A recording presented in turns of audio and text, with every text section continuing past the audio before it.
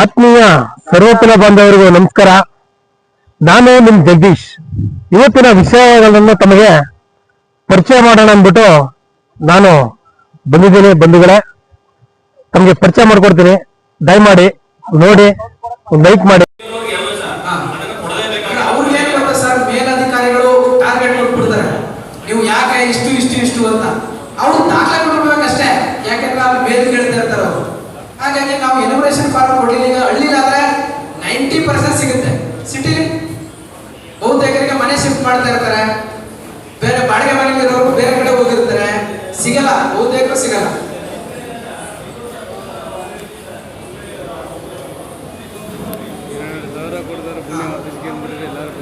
ನೀವು ವೋಟರ್ ಪಟ್ಟಿಲಿ ಈಗ ಒಂದು ಕೆಲವರು 2 ಕಡೆ ವೋಟರ್ ಪಟ್ಟಿಲಿ ಹೆಸರಿದೆ, ಅವ್ರಿಗೆ 2 ಎನ್ಯುಮರೇಷನ್ ಫಾರ್ಮ್ ಕೊಟ್ಟಿರ್ತಾರೆ. ಅವರು ಒಂದನ್ನ ಮಾತ್ರ ಉಳಿಸ್ಲಿಕ್ಕೆ ಅವಕಾಶ ಇಲ್ಲ. PLO ಪೋರ್ಟಲ್ ಅಲ್ಲಿ ಯಾವುದು ಮೊದಲು ದಾಖಲಾಗುತ್ತೋ ಅದು ಉಳ್ಕೊಳ್ಳುತ್ತೆ. ದಯವಿಟ್ಟು ನಮಗೆ ನೀವು ಅವ್ರು ಏನಾದ್ರು ಕಾಂಗ್ರೆಸ್ ಓಟುಗಳಾದ್ರೆ ಏನಾದ್ರು ಮಾಡಿ ಕನ್ವಿನ್ಸ್ ಮಾಡ್ಬೇಕು ಅವ್ರನ್ನ. ಓಟು ಊರಲ್ಲೇ ಉಳಿಸ್ಕೋಬೇಕು, ಯಾಕಂದ್ರೆ ಅವ್ರ ಆಸ್ತಿ ಇರುತ್ತೆ. ನೆಕ್ಸ್ಟ್ ದಾಖಲೆಗಳಿಗೆ ಏನಾದ್ರು ಬೇಕು. BJP ಅವರಾದ್ರೂ ಬಿಟ್ಬಿಡಿ, ಅವ್ರು ಎಲ್ಲರೂ ಓಟ್ ಉಳಿಸ್ಕೊಳ್ಳಿ.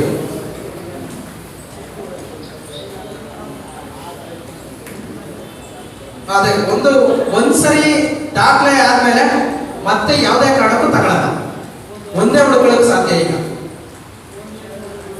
ನೆಕ್ಸ್ಟ್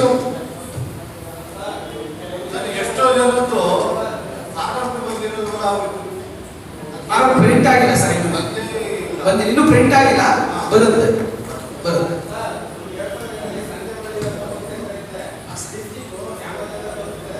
ನೀವು ಅದನ್ನೇ ಬರೀಬೇಕು ಸರ್, ನೀವು ಅದನ್ನೇ ಬರೀಬೇಕು. 2007ರಲ್ಲಿ ಏನಿತ್ತು ಅದೇ ಆಸ್ ಇಟ್ ಈಸ್, ಏನು ವ್ಯತ್ಯಾಸ ಇಲ್ಲ. ಈಗ ನೋಡಿ, ಈ ಕಾಲದಲ್ಲಿ ಇಲ್ಲಿ ಮೇಲೆ ಡೀಟೇಲ್ ಕರೆಕ್ಟ್ ಆಗಿ ಕೊಟ್ಟಿರ್ತಾರೆ. ಇಲ್ಲಿ ಮತದಾರ ಹೆಸರು, ಎಪಿಕ್ ನಂಬರ್, ಅವ್ರ ಅಡ್ರೆಸ್, ನಂಜನಗೂಡು ಕರೆಕ್ಟ್ ಆಗಿರುತ್ತೆ. ಆದ್ರೆ 2025ರಲ್ಲಿ ಹೆಂಗಿರುತ್ತೆ ಹಂಗಿರುತ್ತೆ. ಇಲ್ಲಿ ನೀವು ಇಲ್ಲಿ ಫಿಲ್ ಮಾಡ್ಬೇಕಾದ್ರೆ ಅವ್ರು ಕರೆಕ್ಟ್ ಆಗಿ ಕೊಟ್ಟಿದ್ದಾರೆ. ಹಿಂದಿನ SIR ಅಂದ್ರೆ 2007ರಲ್ಲಿ ನಡೆದಿತ್ತು. 2007ರಲ್ಲಿ ಏನಂತಿತ್ತು ಅದನ್ನೇ ಬರೀರಿ. ನಾನು ಸ್ಪಷ್ಟವಾಗಿ ಹೇಳಿದೆ, ನಾಯಿ ಅಂತಿದ್ರೆ ನಾಯಿ. ಚಾಮರಾಜನಗರ ಇಲ್ಲ ಸರಿ.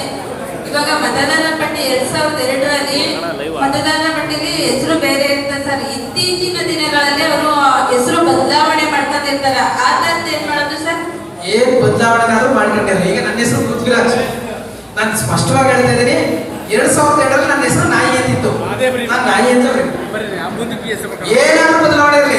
ಇಲ್ಲಿ 2002ರಲ್ಲಿ ಏನಿತ್ತು ಅದೇ ಡೀಟೇಲ್ಸ್. ಆದ್ರೆ ಇಲ್ಲಿ ನೀವು ಮತದಾರ ಹೆಸರು ಎಲ್ಲೂ ಕೇಳ್ತಾ ಇಲ್ಲ. ಕೇಳ್ತಾ ಇದ್ರ? ಇಲ್ಲಿ ಎಲ್ಲೂ ಕೇಳ್ತಾ ಇಲ್ಲ. ಇಲ್ಲಿ ತಂದೆ ಹೆಸರು, ತಾಯಿ ಹೆಸರು, ಸಂಗಾತಿ ಹೆಸರು. ಹಾಗಾಗಿ ಚೇಂಜ್ ಆಗಿದ್ರು ಕೂಡ ನಾವು ಚೇಂಜ್ ಆಗದ ಅಂತ ಎಲ್ಲೂ ಬರೆಯಂಗಿಲ್ಲ. ಅದ್ರ ಮೇಲಿರುತ್ತೆ ನಮ್ದು ಒರಿಜಿನಲ್ ಹೆಸರು. ಅದಕ್ಕೆ ಸಂಬಂಧಪಟ್ಟಂತ ದಾಖಲೆ ಇರ್ಬೇಕು ನಮ್ಮ ಹತ್ರ.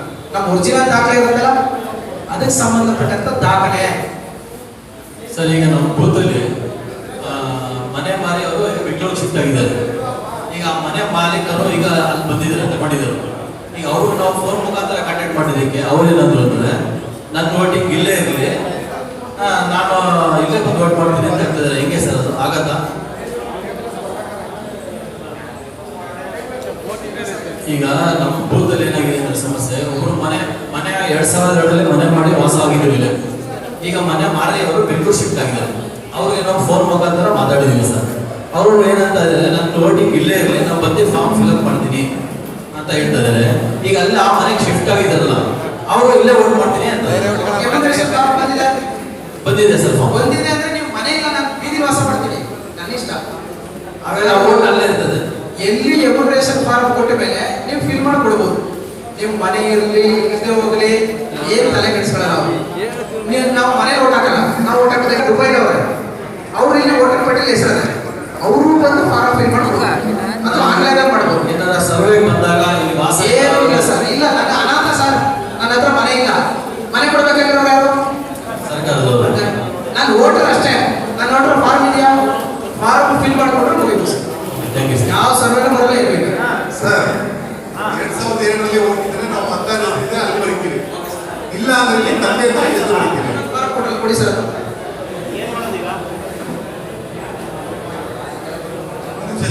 2002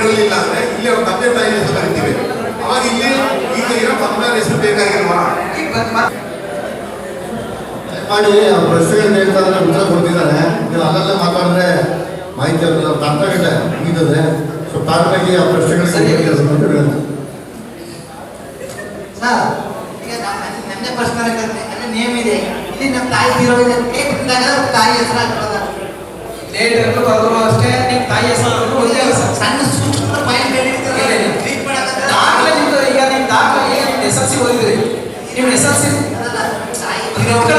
ಹೇಗಾಗಲ್ಲ ಸೂಕ್ಷ್ಮ ಕಂಡಿಡಿತಾರಲ್ಲ, ಕಟ್ ಮಾಡ್ತಾರ ಸೂಕ್ಷ್ಮವಾಗಿ ಅದಕ್ಕೋಸ್ಕರ ತಾಯಿ ತಿರೋಗಿದ್ದಾರೆ. ಹೇಗಾಗಲ್ಲ ಏನು ಬೇಕಾಗಿಲ್ಲ, ಆಗ್ಲೂರ್ಬೋದು ಆಗ್ದೇ ಇರ್ಬೋದು. ಇದು ಹೊಸ ಮಾಹಿತಿ. ಮೇಲ್ಗಡೆ ಕರೆಕ್ಟ್ ಆಗಿರ್ಬೇಕು. ಕರೆಕ್ಟ್ ಆಗಿದೆ. ಈಗ ಹೇಗಂತ ಹಾಕಿಕೊಡ್ಬೇಕು. ಈಗ ಸೂಕ್ಷ್ಮವಾಗಿ ಕಟ್ ಮಾಡ್ತಾರ ಏನಿಲ್ಲ, ಅದೇನು ಮ್ಯಾಂಡೇಟ್ ಏನಿಲ್ಲ ಸರ್. ಈಗ ಅನಾಥ ಇರ್ತಾರೆ ಸರ್, ತಂದೆ ತಾಯಿನೇ ಇಲ್ಲ, ಏನ್ ಬರೀತಾರೆ ಅವರು? ಇವಾಗ ಬೇರೆ ಊರಿಂದ ನಮ್ಮೂರಿಗೆ ದತ್ತು ಬಂದಿರ್ತಾರೆ. ಅವ್ರಿಗೆ 2002 ಇಷ್ಟರಲ್ಲಿ ಇರೋದಿಲ್ಲ. ಅವ್ರಿಗೆ ಅವ್ರ ತಂದೆ ಹೆಸರಲ್ಲಿ ಫಾರಂ ಫಿಲ್ ಅಪ್ ಮಾಡ್ಬೇಕು, ಇಲ್ಲ ಪೋಷಕರ ಹೆಸರು ಅಂದ್ಬಿಟ್ಟು ಅವ್ರ ಹೆಸರು ಫಾರಂ ಫಿಲ್ ಅಪ್ ಮಾಡ್ತಾರೆ. ಸರ್, ಚುನಾವಣಾ ಆಯೋಗ ಕೊಟ್ಟಿರೋದು ಈಗ ವೋಟರ್ ಪಟ್ಟಿಲಿ ಏನೇನೆ ಹೆಸರು? ಈಗ ನಮ್ಮೂರಲ್ಲೇ ಇದೆ ಅದು. ಅಲ್ಲ, ಅವ್ರದ್ದು ಡೀಟೇಲ್ಸ್ ಏನಿದೆ? ಪೋಷಕರ ಹೆಸರಲ್ಲೇ ಇದೆ. ಪೋಷಕರ ಹೆಸರನ್ನೇ ಬರೀದು. ಈಗ ಅವ್ರ ದಾಖಲೆಗಳಲ್ಲಿ ಅವ್ರ ಪೋಷಕರ ಹೆಸರಿಂದ ಅಷ್ಟಿದ್ರೆ ಸಾಕು. ಆತ್ಮೀಯ ಸರ್ವಕುಲ ಬಾಂಧವರಿಗೂ ನಮಸ್ಕಾರ. ನಾನು ನಿಮ್ಮ ಜಗದೀಶ್. ಮುಂದಿನ ವಿಡಿಯೋದಲ್ಲಿ ಮತ್ತೆ ಭೇಟಿ ಆಯ್ತೀನಿ. ನಮಸ್ಕಾರ.